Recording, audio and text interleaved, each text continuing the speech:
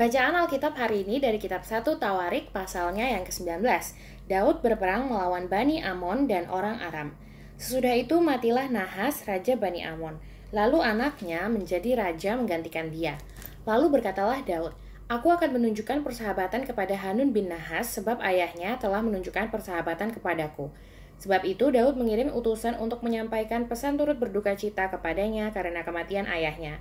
Tetapi ketika pegawai-pegawai Daud sampai ke negeri Bani Amon itu kepada Hanun untuk menyampaikan pesan turut berduka cita kepadanya, berkatalah pemuka-pemuka Bani Amon itu kepada Hanun, "Apakah menurut anggapanmu Daud hendak menghormati ayahmu karena ia telah mengutus kepadamu orang-orang yang menyampaikan pesan turut berduka cita? Bukankah dengan maksud untuk menyelidik, untuk mengintai dan menghancurkan negeri ini, maka pegawai-pegawainya datang kepadamu?" Lalu Hanun menyuruh menangkap pegawai-pegawai Daud itu. Disuruhnya mencukur mereka dan memotong pakaian mereka pada bagian tengah sampai pangkal paha mereka. Kemudian dilepasnya mereka. Ketika mereka berjalan pulang, diberitahukan kepada Daud tentang orang-orang itu. Lalu disuruhnya orang menemui mereka, sebab orang-orang itu sangat dipermalukan. Raja berkata, "Tinggallah di Yeriko sampai janggutmu itu tumbuh. Kemudian datanglah kembali." Setelah dilihat Bani Amon bahwa mereka telah membuat dirinya dibenci oleh Daud, maka Hanun dan Bani Amon itu mengirim 1.000 talenta perak untuk menyewa kereta dan orang-orang berduka dari Aram Mesopotamia, dari Aram Maakah, dan dari Aram Zoba. Mereka menyewa 32.000 kereta, serta Raja negeri Maakah dengan tentaranya yang datang berkemah dekat Medeba. Juga Bani Amon itu berkumpul dari kota-kota mereka dan datang untuk berperang. Ketika Daud mendengar hal itu, disuruhnyalah Yoab maju dengan segenap tentara dan pahlawan. Lalu Bani Amon maju, diaturnya barisan perangnya di depan pintu kota, sedang raja-raja yang ikut datang ada tersendiri di padang. Ketika Yoab melihat bahwa serangan itu mengancam dia dari depan dan dari belakang, maka dipilihnyalah sebagian dari orang pilihan Israel. Lalu ia mengatur barisan mereka berhadapan dengan orang Aram itu.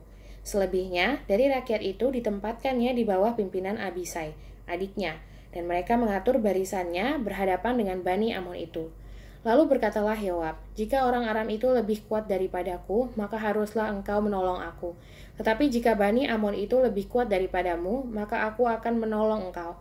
Kuatkanlah hatimu dan marilah kita menguatkan hati untuk bangsa kita dan untuk kota-kota Allah kita. Tuhan kiranya melakukan yang baik di matanya." Lalu Yoab dan tentara yang bersama-sama dengan dia maju menghadapi orang Aram itu untuk berperang, dan orang-orang itu melarikan diri dari hadapannya. Ketika Bani Amon melihat bahwa orang Aram sudah melarikan diri, maka mereka pun larilah dari hadapan Abisai, adik Yoab, dan masuk ke dalam kota. Sesudah itu, Yoab pulang ke Yerusalem. Ketika orang Aram melihat bahwa mereka telah terpukul kalah oleh orang Israel, maka mereka mengirim utusan-utusan dan menyuruh orang Aram yang di seberang sungai Efrat maju berperang di bawah pimpinan Sofak, panglima tentara Hadadezer. Setelah hal itu diberitahukan kepada Daud, maka dikumpulkannya seluruh orang Israel di seberangnya sungai Yordan, lalu sampai ke dekat mereka, dan diaturnya barisannya melawan mereka. Ketika Daud mengatur barisannya berhadapan dengan orang Aram itu untuk berperang, maka mereka bertempur melawan dia.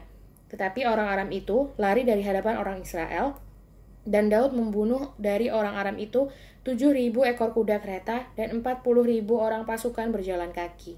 Juga Sofak, panglima tentara itu dibunuhnya. Ketika dilihat orang-orang yang takluk kepada Hadadezer bahwa mereka telah terpukul kalah oleh orang Israel, maka mereka mengadakan perdamaian dengan Daud dan takluk kepadanya. Sesudah itu, orang Aram tidak mau lagi memberi pertolongan kepada Bani Amon.